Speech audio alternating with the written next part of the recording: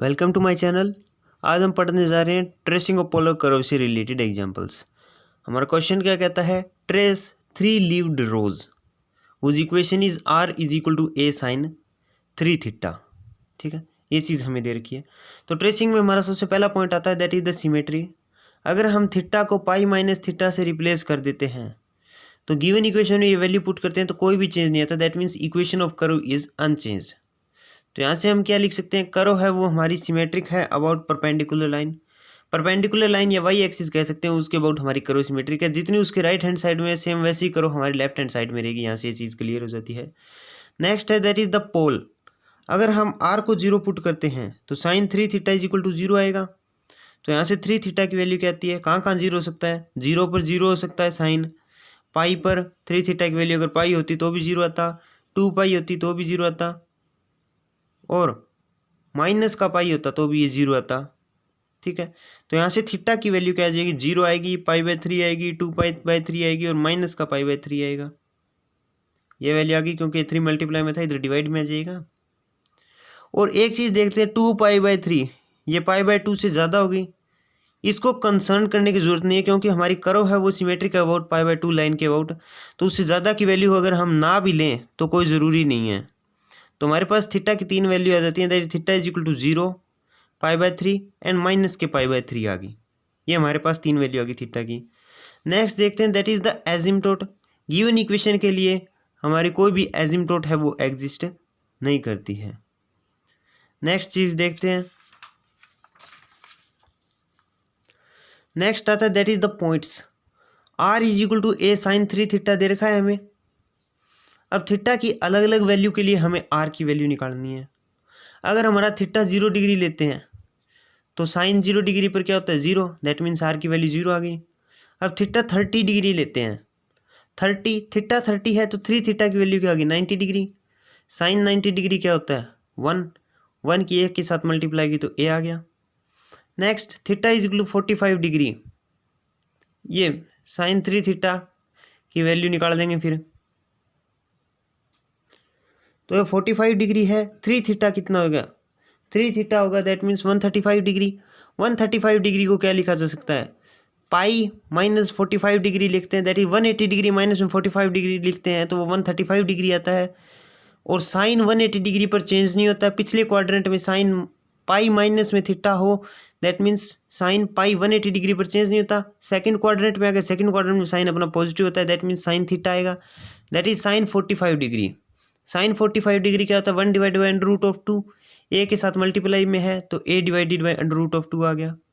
Sign 60 degree की, अब theta देखते हैं, थीटा अगर हमारा 60 डिग्री है तो 3 थीटा कितना हो जाएगा, 180 degree, that means sign 180 degree क्या होता है, 0 होता है। तो r की वैल्यू क्या आ गई, 0 आ गई। अब थीटा अगर 90 डिग्री है तो 3 थीटा कितना हो गया, 270 डिग्री। साइन 270 डिग्री पर क्या होता है, माइनस का 1 आता है और r की वैल्यू क्या आ गई, माइनस की a आ गई। इस तरीके से हमारे 0 से 90 डिग्री तक हमने थीटा की अलग अलग वैल्यू के लिए r की वैल्यू निकाल दी। अब हमें 90 डिग्री तक क्यों निकाली, आगे की क्यों नहीं निकाल सकते, क्योंकि हमारी कर्व है वो सिमेट्रिक है अबाउट पाई/2 लाइन के, दैट इज परपेंडिकुलर एक्सिस के अबाउट। तो अगर हम 0 से 90 डिग्री तक अगर हम ट्रेस कर लेते हैं तो सेम वैसी कर्व हमारी राइट हैंड साइड में भी तो आनी है, तो आगे करने की जरूरत नहीं है। नेक्स्ट पॉइंट आता है दैट इज द रीजन। अब साइन 3 थीटा इसकी वैल्यू हमें पता है -1 और 1 के बीच में रहेगी, इससे ज़्यादा हो नहीं सकती, ना -1 से कम हो सकती है। दैट मीन्स r की वैल्यू क्या रहेगी, -1, माइनस ऑफ a से प्लस ऑफ a तक रहेगी, माइनस ऑफ a से लेकर प्लस ऑफ a तक रहेगी। तो आइए अब इससे रिलेटेड हम ट्रेसिंग कर लेते हैं इसकी। हम दो लाइन ड्रा कर लेते हैं जो हमारी ये theta is equal to 60 degree को रिप्रेजेंट कर रही है, दैट मीन्स, और ये लाइन है ये theta is equal to 120 degree को रिप्रेजेंट कर रही है। तो अब इसकी ट्रेसिंग कर लेते हैं। जब हमारा 0 डिग्री है तो r की वैल्यू 0 है, दैट मीन्स यहीं पर रहता है 0 डिग्री पर। नेक्स्ट अगर ये हमारा 30 डिग्री हो जाता है, अगर थीटा हमारा 30 डिग्री है तो r की वैल्यू a हो जाता है, कुछ यहाँ पर माना जा सकता है। दैट मीन्स हमारा 0 डिग्री से 30 डिग्री होते ही हमारा r है वो यहाँ पर पहुँच जाता है, कुछ इस तरीके से।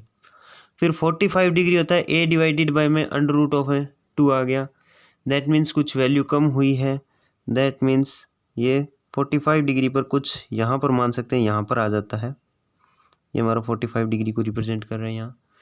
फिर 60 डिग्री पर हमारा जीरो हो जाता है। 60 डिग्री पर जब हमारा ये पहुँचता है तो वापस से जीरो हो जाता है। दैट मीन्स कुछ इस टाइप से एक कर्व फॉर्म होती है। फिर देखते हैं 90 डिग्री पर माइनस ऑफ ए, ये जो 90 डिग्री दिया गया है इसके ऊपर वैल्यू क्या आती है, माइनस ऑफ ए। ए अगर हमारा पॉजिटिव आता तो यहाँ पर बन जाता पॉजिटिव वाई एक्सिस के लॉन्ग 90 डिग्री पर। अब 90 डिग्री अगर यहाँ पर देखते हैं तो वैसे तो साइन 3 थीटा में देखते हैं 270 डिग्री को रिप्रेजेंट करता है। दैट मीन्स वो कर्व कहाँ फॉर्म होगी, नेगेटिव वाई के लॉन्ग, और वैल्यू क्या आ रही है, माइनस ए। तो यहाँ से ही पता चलता है कि कर्व है वो माइनस ए यहाँ पर रिप्रेजेंट करती है। ठीक है, कुछ यहाँ पर मान सकते हो हमारी कर्व की यहाँ पर आता है माइनस ए। 0 डिग्री पर जीरो है और यहाँ पर ये है। सिमिलरली अगर हम इसके आगे एक वैल्यू और देख लेते हैं, दैट इज़ 120 डिग्री, अगर एक वैल्यू और निकाल देते हैं तो ये वैल्यू हमारी 0 आती है। आर हमारा 180 डिग्री पर 0 रहता है। 120 डिग्री पर आर हमारा 0 रहता है। दैट मीन्स यहाँ से क्या क्लियर होता है, यहाँ से ये क्लियर होता है अगर ये 120 पर यहाँ पर 0 रहता है तो ये यहाँ पर अगर हम देखें दैट इज़ माइनस के 60 डिग्री पर देखें, माइनस के 60 डिग्री पर ये अगर हमारा 60 डिग्री है तो यहाँ पर भी ये हमारी 0 है। दैट मीन्स यहाँ पर हमारी कर्व 0 है और फिर ये मैक्सिमम माइनस ए तक जा रही है। ये चीज़ यहाँ से देखी जा सकती है। या फिर इसे ऐसे भी देखा जा सकता है कि जब हमारा 60 डिग्री है तो वैल्यू 0 है, लेकिन जब 90 डिग्री हो रहा है तो माइनस ए। दैट मीन्स 60 से जब हम 90 की जा रहे हैं, 60 पर तो हमारी वैल्यू क्या आ रही है, 0 आ रही है, और जब हम 90 पर जा रहे हैं, 90 पर जाते 60 पर देखते हैं तो हमारी वैल्यू 0 है, और जब 90 पर जा रहे हैं तो वैल्यू माइनस ए आ रही है। तो जब 60 पर हमारी वैल्यू 0 थी तो 90 पर जाते ही हमारी वैल्यू माइनस ए आ गई। दैट मीन्स वो वाई डैश की डायरेक्शन में आएगी, क्योंकि वाई की वैल्यू पॉजिटिव इधर रहेगी, नेगेटिव वैल्यू है वो इधर आती हैं। दैट मीन माइनस ऑफ ए है वो यहाँ पर एग्जिस्ट करता है, तो यहाँ पर मैक्सिमम हो जाती है माइनस ए तक।